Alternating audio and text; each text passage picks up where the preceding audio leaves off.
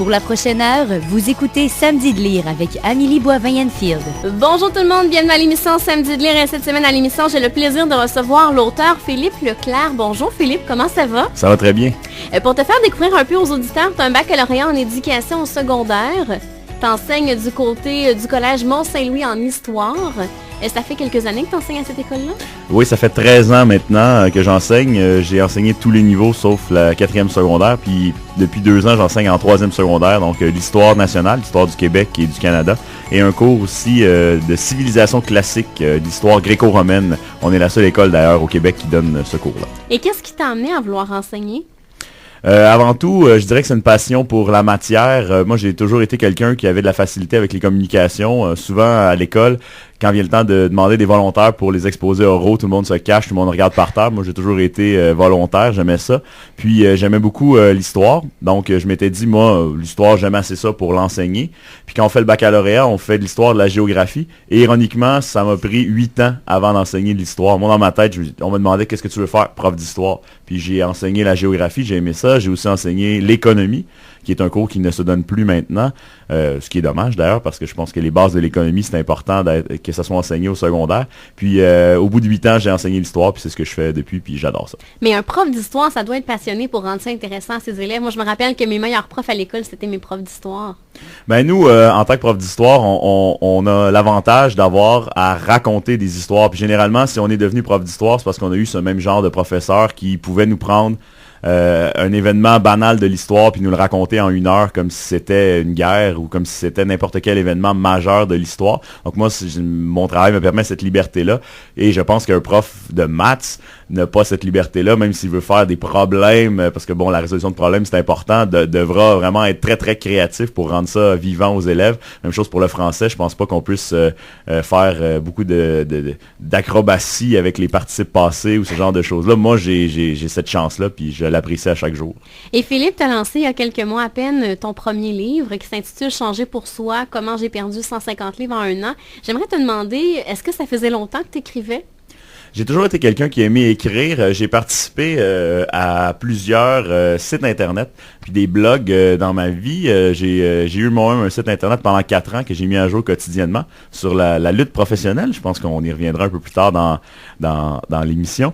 J'ai ensuite eu un blog où j'ai commenté l'actualité. Donc, j'ai écrit pratiquement 1 à 2 textes par jour pendant 4 ans aussi. Dans le cadre de mon travail, on a souvent à écrire. Donc, pour moi, c'était pas compliqué d'écrire. Par contre, j'avais jamais pensé à rassembler quelque chose qui pouvait ressembler à un livre ou d'écrire sur un sujet particulier. Le blog ou les sites Internet nous permettent de commenter sur l'actualité une variété de sujets, mais là, m'arrêter pour écrire sur un sujet, j'ai trouvé ça intéressant aussi, mais c'était pas dans mon... Comme disait Gilles Duceppe, là, j'ai pas de plan de carrière. Ben moi, j'avais pas de plan de carrière d'écrire un livre un jour. Et qu'est-ce qui t'a amené à vouloir écrire ce livre-là? Ben via mon expérience de perte de poids. Donc comme le titre le dit, le titre est en 2 parties, à changer pour soi, qui est selon moi le message du livre. Et bon, évidemment, l'histoire, c'est comment j'ai perdu 150 livres en 1 an. C'est pas une méthode sur comment on perd du poids, c'est plutôt un témoignage sur comment quelqu'un qui l'a fait l'a vécu. Je trouvais que, en fait, c'est pas moi qui trouvais, les gens dans mon entourage trouvaient que ma démarche était inspirante, que ça se faisait graduellement, puis que je dégageais beaucoup d'énergie positive puis de santé. Alors, c'est plusieurs personnes qui se sont mis à dire, peut-être que tu pourrais partager ton expérience. Puis au début, je fais comme, bon, est-ce que je serais capable d'écrire un livre? Là, après ça, tu dis, j'aime ça écrire, puis je pense que ça vient naturellement, parce que moi, je me suis pas assis devant le curseur de l'écran, puis je sais qu'il y en a des fois, c'est long avant de commencer. Moi, ça s'est fait très, très naturellement, comme je racontais mon histoire. Puis c'était vraiment, à un moment donné, je me suis dit, mon expérience, je l'ai vécue. J'ai vécu des choses pas super intéressantes dans ma vie. Puis si je peux éviter à d'autres personnes de passer par là, en partageant, puis en inspirant avec mon livre, parce que on a toujours besoin d'avoir des modèles, puis on a toujours besoin de pouvoir se référer à un modèle de réalité. Souvent, quand on regarde des gens qui ont perdu du poids, on entend parler d'eux sur une courte période de temps, que ce soit dans des émissions de télé-réalité ou des choses comme ça. Puis on n'a jamais le après. On sait jamais vraiment qu'est-ce qui se passe après, puis ça nous intéresse aussi.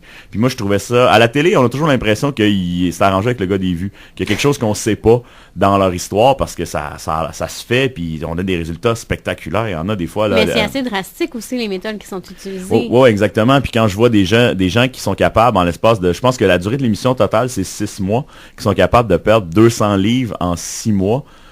il y a quelque chose qu'on voit pas à la télévision. Il nous montre les bouts les plus intéressants télévisuellement, donc les bouts d'émotion, les bouts de relâchement, les bouts de monde qui se dépasse. Mais au quotidien, le sport, la nutrition, le sommeil, le repos, les émotions, on met pas beaucoup l'emphase là-dessus et c'est toujours le après. Est-ce qu'ils conservent vraiment tu sais, quand on est à la télévision, on est suivi par une équipe de médecins, des physiothérapeutes que eux fournissent à l'émission. Des fois même, il y a dans une émission en particulier qui s'appelle Maigrir ou mourir, on met une chirurgie de peau. On enlève le surplus de peau qu'on a généralement quand on est en obésité, mais on les revoit pas après. C'est bizarre qu'on les voit, sont tous habillés en robe de soirée ou en veston-cravate, mais est-ce que c'est à cause des dommages? C'est des choses qu'on ne sait pas. Moi, de par mon témoignage, je voulais montrer que c'est possible de perdre du poids de façon naturelle, de façon saine. Puis, ma démarche peut s'appliquer à n'importe quoi aussi. Et pourquoi avoir choisi, tu en parles beaucoup dans ton livre, de ne pas demander d'aide de personne, de faire ton propre programme au niveau du sport, propre programme au niveau de l'alimentation? Pour moi, dès le départ, je pense que quelqu'un, ça c'est mon opinion personnelle, quelqu'un qui pèse plus que 400 livres, qui est en cas d'obésité morbide, puis qui a un problème, moi je pense que je peux même appeler ça de compulsion avec la nourriture, là, qui se nourrit compulsivement en mangeant trop de nourriture, c'est pas pour ses besoins physiques, c'est pour un besoin émotionnel. Je pense que ça cache quelque chose, puis il y a quelque chose qui est assez honteux là-dedans. Être en surpoids, faut affronter le regard des autres, mais il faut aussi affronter son propre regard, puis son propre reflet dans le miroir. Puis moi, l'image que je projetais était une image qui littéralement me dégoûtait. Donc moi, je me suis dit, si mes excès m'ont rendu à ce point, du côté négatif, ben, je peux tourner les choses de l'autre côté, puis reprendre la même énergie, la rendre positive et le faire par moi-même. J'avais peur du diagnostic d'un médecin qui m'aurait dit t'as 33 ans, au poids que t'as, puis comment tu fonctionnes, tu vivras pas jusqu'à 40 ans. Parce que je suis sûr que c'était ça le constat. C'était le déni? C'était le déni, tout à fait. J'aurais pas été capable d'aller voir un entraîneur dans un gymnase qui fait comme, bon, OK, ben montre-moi un programme, OK, ben tiens, essaye de faire un peu de tapis, puis là, c'est sûr et certain qu'au bout de 32 secondes, t'as le goût t'as mal au cœur, t'es essoufflé, tu veux arrêter. J'avais besoin de faire chaque petite étape par moi-même. Avec du recul, je pense que voir un médecin au début, ça aurait pu être, ça aurait été vraiment une bonne idée parce que au moins j'aurais eu un point de départ en me disant, ben voici le bilan au jour 1, puis chose que je n'ai pas. Je sais que j'ai fait la bonne chose, mais je sais pas jusqu'à quel point j'étais handicapé par mon poids à l'époque.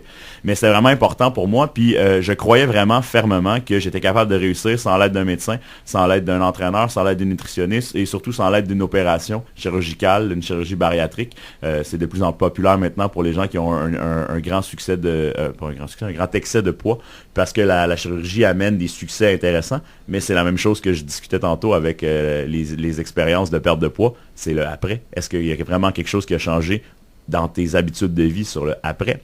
Parce qu'on aura beau enlever une partie de l'estomac, si on ne fait pas attention, l'estomac, ça va s'agrandir encore. C'est la même chose pour une perte de poids. Si tu as perdu du poids, ça ne veut pas dire que tu vas le conserver. C'est vraiment un changement de mentalité qui amène la réussite à long terme. Et t'es la preuve que si on n'est pas prêt, ça ne fonctionnera pas. Fallait que tu sois prêt avant d'entamer ce processus-là.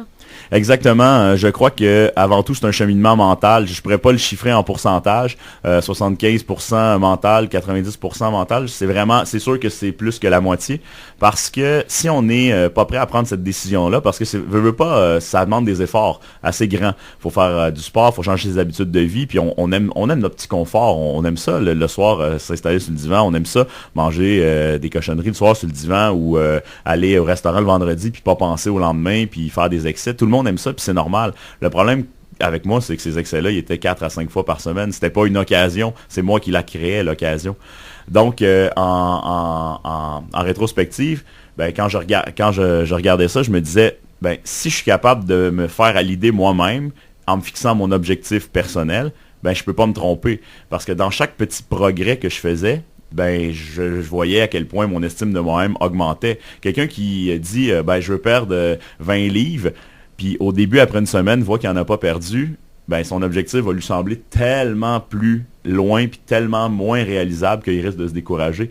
Pour moi, j'ai jamais pensé en termes d'objectifs à long terme, j'ai pensé en termes de petits objectifs à chaque fois. Puis là, quand tu additionnes un petit objectif réussi à un autre petit objectif, ben, à un moment donné, la réussite est grandiose. Puis j'utilise le terme là, sans fausse modestie. Là. Et le processus, pendant le processus, la famille a dû aider l'entourage?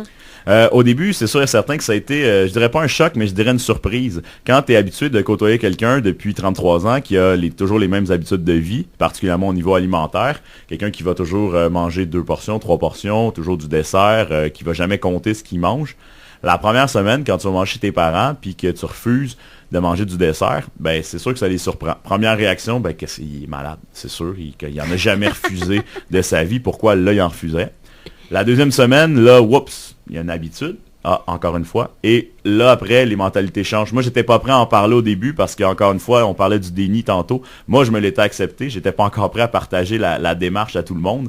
D'ailleurs, moi, ça a pris beaucoup de temps avant que j'en parle. Les gens m'en parlaient. Ah, t'as perdu du poids, t'as l'air bien. Mais ça a pris vraiment 7 mois avant que je commence à publiquement en parler. Mon entourage a grandement changé.